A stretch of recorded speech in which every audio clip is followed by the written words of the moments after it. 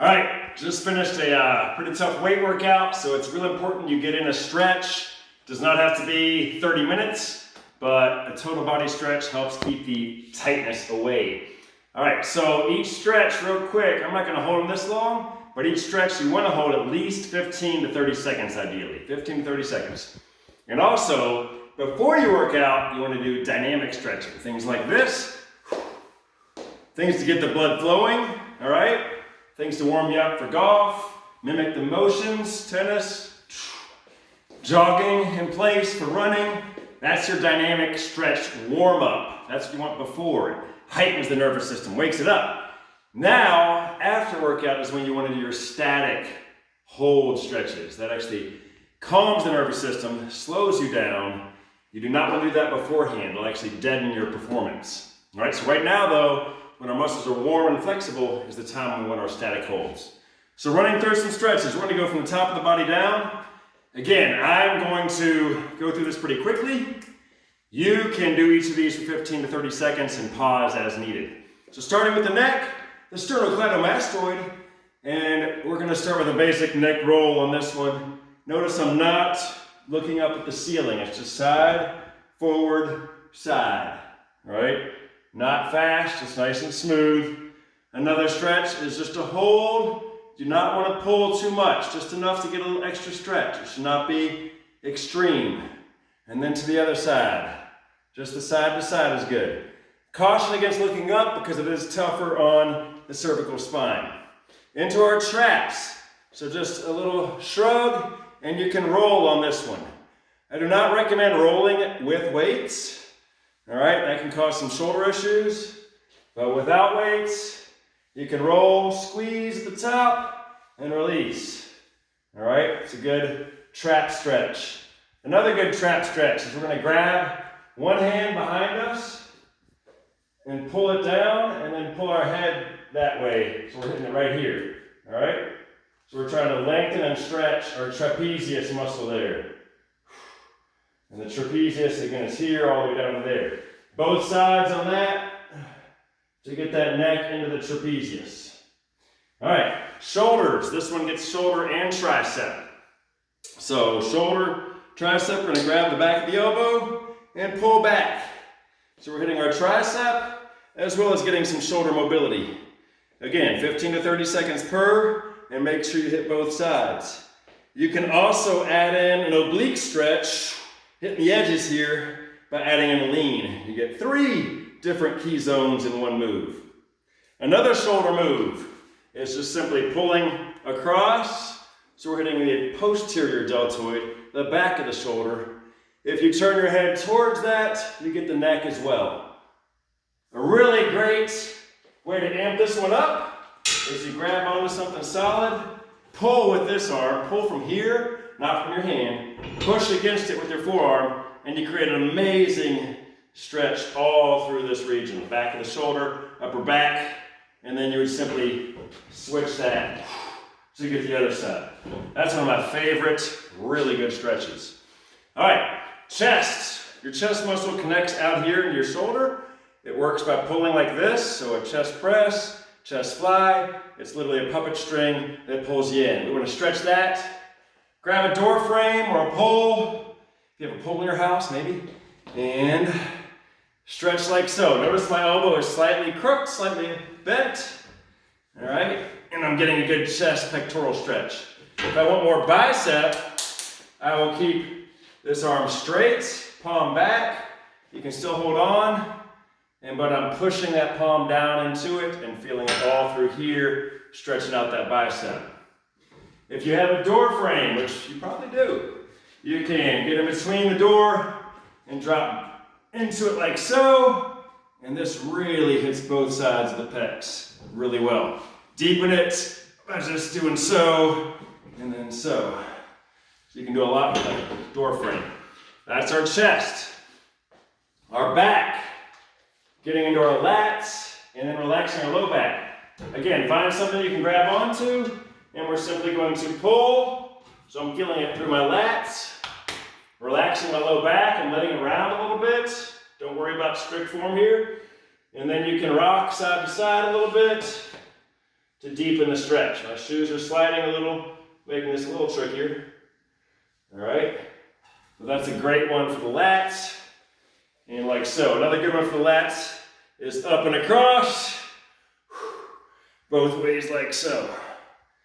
All right, abdominals, just pushing, tighten your butt, push your abs out, chest up, and then arms above your head. And that's really going to hit our abdominals. Stretching the rectus abdomini. Okay, so that's a good amount of stretches for the upper body.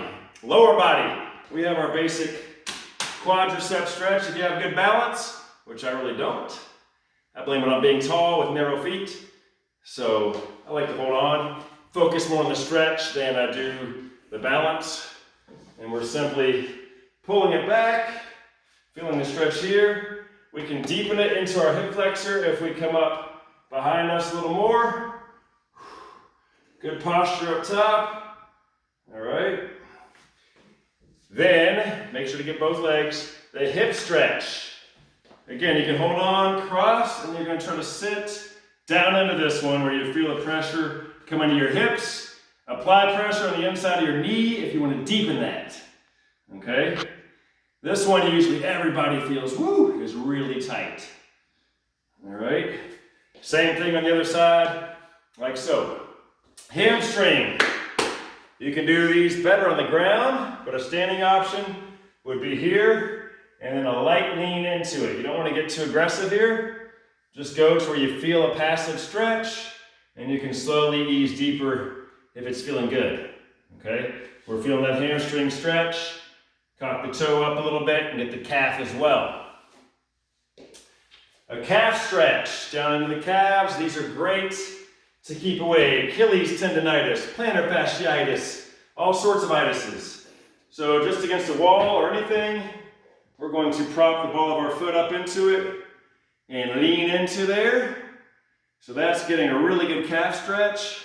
If I bend the knee now, it's getting a really good Achilles tendon stretch. It drops down lower. Both of them are getting the fascia of the foot really well. This is a great one if you are experiencing plantar fasciitis. It can help improve it and get rid of it. All right.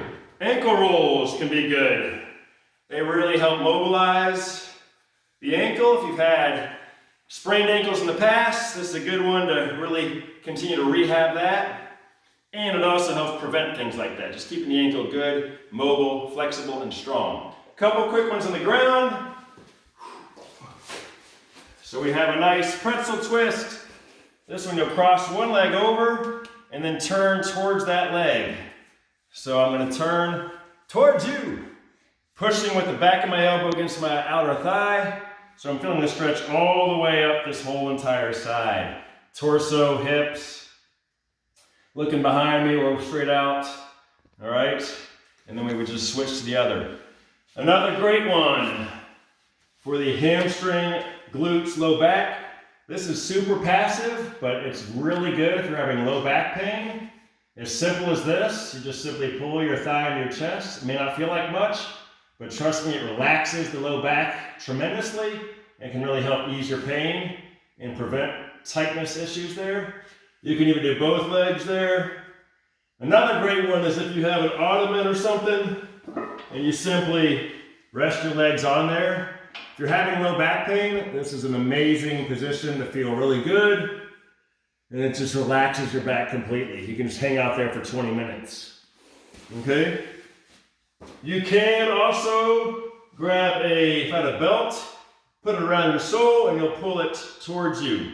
Pull your leg towards you. And that is a great hamstring stretch. Do not pull too much, okay? Just want to pull to where it's good tension and then release. And if you repeat that, you can get a little farther each time.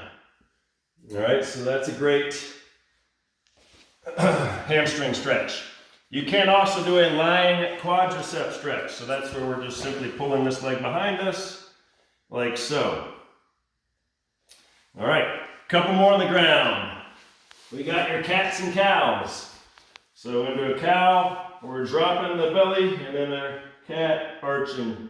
Cow looking up, and then cow or cat looking down. So arching and rounding. Just alternate back and forth. Into a child's pose. So another great one to relax the low back. We're sitting on our heels, stretching like so. This is one you want to hang out for a good amount of time. And then we can work up the sides of your body, your lats, by reaching each direction. All right. Another twist on that. Instead of reaching like this, you can cross under like this and get the back of the shoulder. So that's a great one there. And then this one, we cross over here. Just be careful with your knees on this. This is not for everybody. We cross over like that. My back leg is straight behind me. Okay? And then I'm just going to lean into that stretch. So an amazing hip stretch. If you can get into this one without, I caution you, you want to make sure you have good knees, good hips to do this. Do not try it if it's at all a tough issue. And you just hang out there and let that stretch relax into it. All right? It is real important to breathe into your stretches. It helps you get into them deeper and hold them longer. So again, this one, we're just simply crossing under.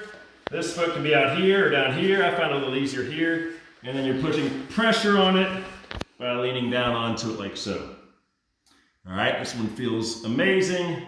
Really helps the IT band, which is right up here, the iliotibial band.